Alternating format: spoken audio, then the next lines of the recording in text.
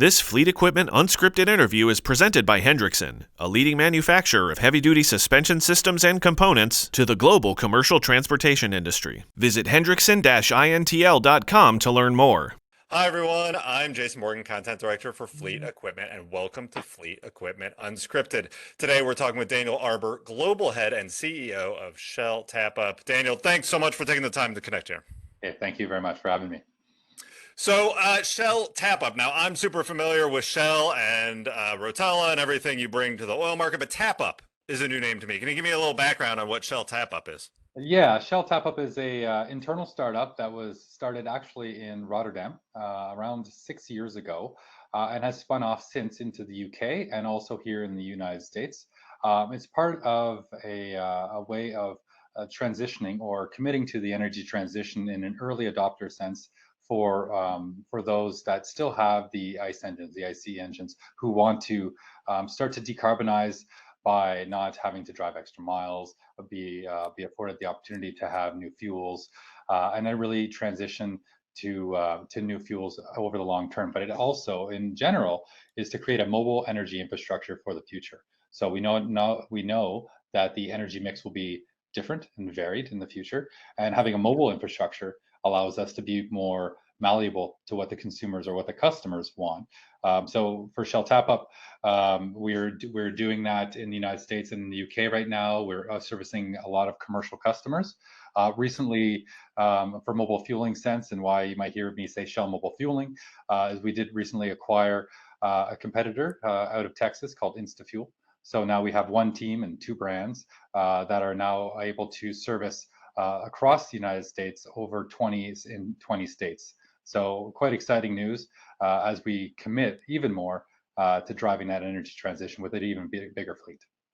Right, and so a lot to unpack there. Just for the groundwork, so you're bringing the fuel to meet. If I'm That's running right. heavy duty diesel trucks, and I love how you say, for those still running ICE, because I feel that same way too. We talk so much about everything else, but that is like 100% of everybody listening, because they're all still running diesel, right? And need Yeah, the fuel brought to us. absolutely. So we're bringing the fuel to you. So Okay. we are not requiring drivers or staff or teams or even dedicated staff members to do that refueling on within the company. We do that more efficiently, effectively, and are able to do invoicing on demand, as you will. So with auto logging technology. So we're quite pleased with the ability to serve our customers in a more seamless way to eliminate possible fraud on cards and wasted time. So time fraud is also a big problem.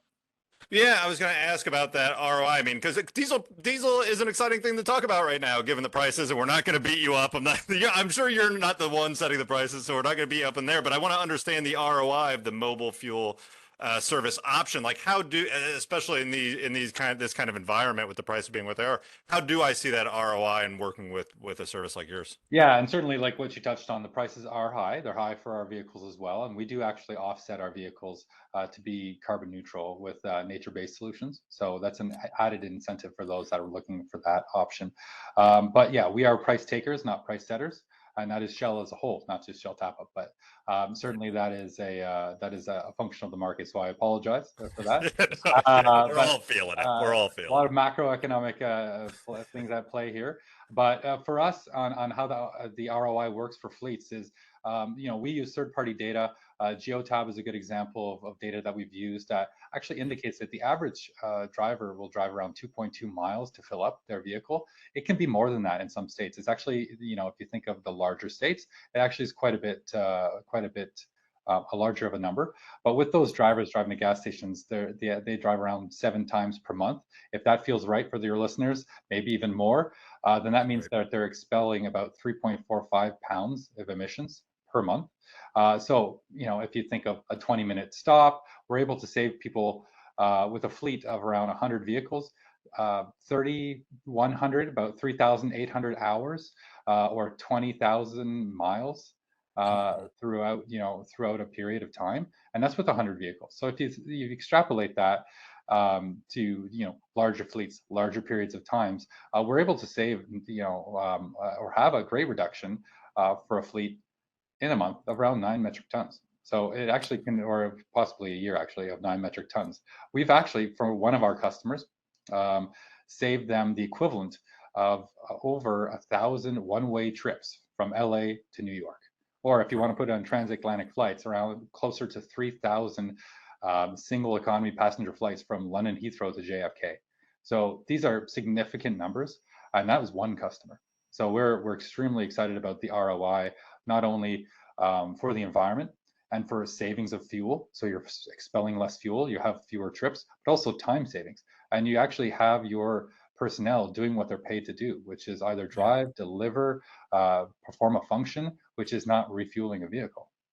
Right, right. Well, and let me dig into the decarbonization here for a minute, because I think you made a comment that that your vehicles are offset carbon neutral. You've given us kind of the number and the savings on the, I mean, the ROI is the ROI. If the pencil and paper math works out for fleets, I mean, it's typically, you know, a good value proposition. But this decarbonization conversation that's continuing to grow, and to your point, I love the numbers in amount of emissions saved, because that is something that's kind of hard to calculate, or people or fleets are starting to look out and figure out, how am I calculating this, right? So you've given us the number. Can you give us how you get to that number? Because it seems to me like, I understand if I'm not driving my heavy duty, my Class 8 truck, I'm saving miles and trips, but then I've got all the, you know, you guys have all the smaller vehicles darting around. How does that jive? How does that math work out on the carbon efficiency and decarbonization? Well, so for what we try to do is reduce. So what I'm explaining, and essentially what Shell and what Shell TapUp wants to do, is we have three main pillars: is reduce, eliminate, and compensate. So in what I'm explaining is just a way to reduce CO2 emissions. So if you're not driving those 2.2 average miles to get to the retail station, and this is based off of kind of average fuel economy of a vehicle, and obviously burn of a vehicle, and this in general, these are it's a mix of, we'll say, the larger vehicles, but also, you know, your last mile style delivery vans, right? So some are on gasoline, some are on diesel. So it is averaged, and that's how we expel to that. So if you're not spending those 2.2 miles, and you're not spending those extra 8 minutes to get to the gas station, extra 20 minutes for a trip to the retail station, then you're actually able to have those time savings, but also those CO2 emission savings. So it's really on the driving miles. We're reducing unnecessary miles on the road, and if you're reducing that, you're obviously reducing the amount of CO2 in the air. We do have one vehicle, right, dedicated to going and refueling multiple vehicles. So in our case, we have vehicles that are, you know, smaller runner vans from 300 gallons, and we also have large ones that are 2,800 gallons for those larger customers. So you can imagine, you know, how many vehicles in one shot our drivers can hit. So that's a much better way, or much more efficient way of delivering fuel than what is being done right now. You mentioned one customer's use case and study there. Is that something you do with? Do you do that with all customers? Do you help them calculate and understand, based on their usage of your service, how much they're decarbonizing, or how do you walk them through some of that? From if I have to report that to my board, or, you know, this is my effort, I want to show them the number. Can you help me figure out what that number is? Absolutely, we can. Actually, we have a governance focal, and even our marketing team can get into it. But we actually have a lot of scientists at Shell that help us to actually derive what kind of fuel is being delivered to a fleet, in what location, to see what that source point is, to see what the well-to-wheel emissions of every gallon of fuel delivered in a location. Say the Northeast versus California is very different. It's a different barrel from a different location. It's come up a pipeline a different way, and it's refined at a different capacity. So for us, it's actually very scientific. It's on a spreadsheet, and it can be derived. So where is it coming from? What are the gallons? And it punts out a number. But absolutely, we can provide that. And we actually provide nature-based solutions based on that to our customers if they're willing. So where they can actually offset well to wheel, or they can just say their emissions, which is just the wheel part, the burning part of that, and they can choose, and we can offset those for them. Well, through a fee, of course.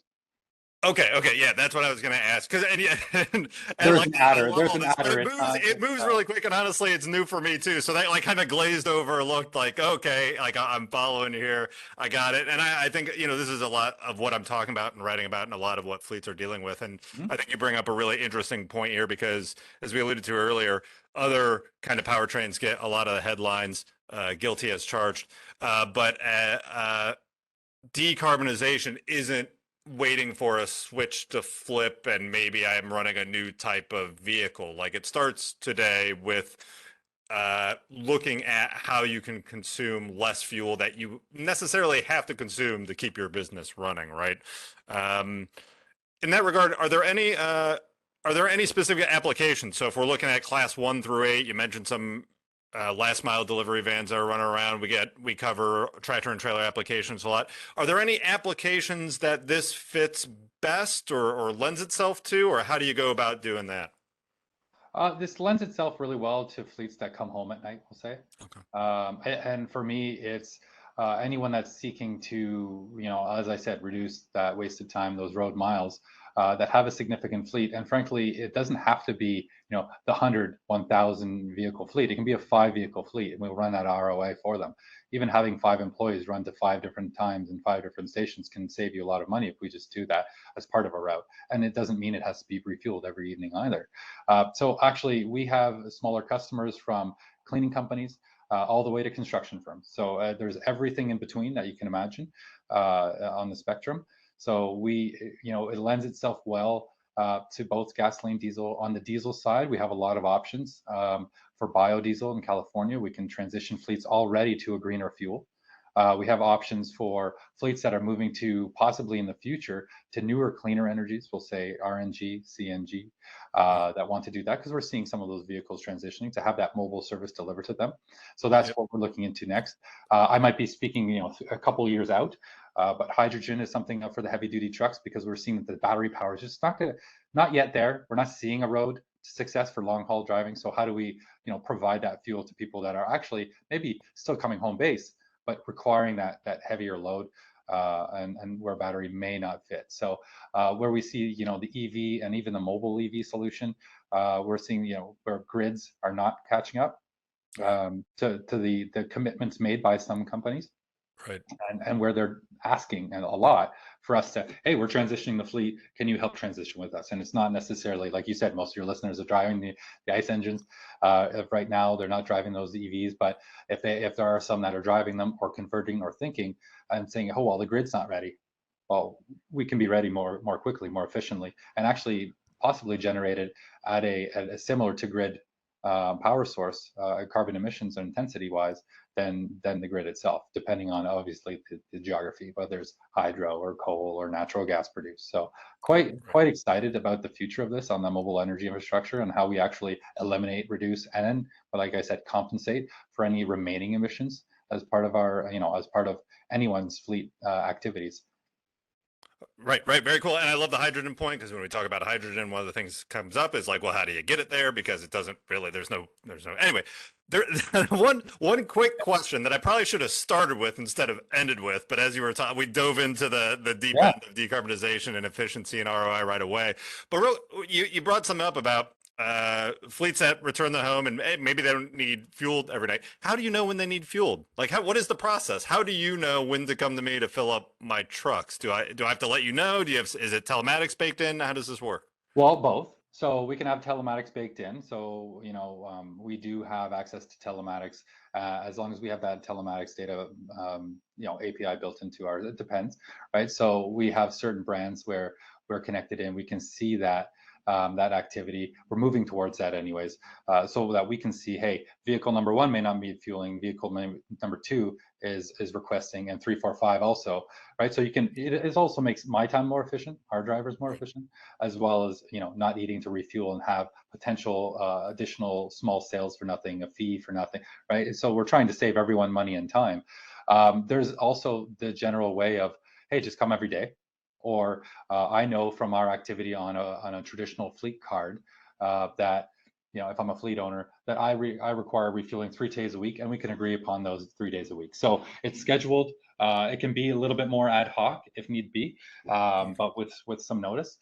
Just because our routes are pretty set, they can be pretty dense. So to just throw something in, it can turn it off unless I have spare capacity and driver capacity, because that's obviously something that everyone's struggling with as well. Is the labor shortage in general with trucking. So we want to make sure that we treat our drivers as best as possible and that we give them notice for when we're needing things. So I think that the best way to to handle this is one-on-one with each customer. Everyone's needs have been different. They've Yep. all, after as few as 14 days to 21 days, but we give it a month of, we'll say, the initial stage. We said we would come 6. You know what? We only need to come 5 days a week or 4. And this is why you're not using what you thought you were using, because the estimate of fuel spend, what we found, is usually higher than actual fuel spend when we start to do mobile fueling. One, we're reducing the road miles, and two, there's possibly in some cases have been fuel fraud. So we're actually reducing the spend on fuel, having it delivered to you because you're driving less and potentially not having as much fraud on cards. You've mentioned the fraud thing a couple of, is that something you're seeing more of, even just anecdotally? I mean, when prices go up, I get it. Like, I feel the pain too. I get it, but you know what I mean? We're not that seeing more of it because of price. We've just always seen it, right? And it's very hard to prevent because you can have, and it sounds like an extreme example, but it actually happens quite often where, hey buddy, come and fuel your vehicle. I have my cards already running. Come and we'll pull it forward. That happens unfortunately more often than we'd like to assume. And one person, one bad actor, can turn into 3. And if you have a fleet of 1,000, it actually is significant. If it's only 1-2%, 1-2% leakage is a lot of leakage on a card. And we accept cards, right? But what when we accept the cards is the card is only being used by us, right? And only for your vehicles, and all of those vehicles are numbered and tracked, and you see that in your invoice. So that's every transaction that we have. Right. Very cool. Very cool. Well, that is a ton to digest and think about. Really great info. Daniel, I really appreciate you taking the time. I've learned a lot, and I'm sure I'll talk to you again very soon. Absolutely. If you want, we can talk more, but I'm always happy. I'm around, and as long as I'm allowed, I'll be here. That's right. We'll see. We'll see if they let you out, but I had a blast. Thanks again. Thank you.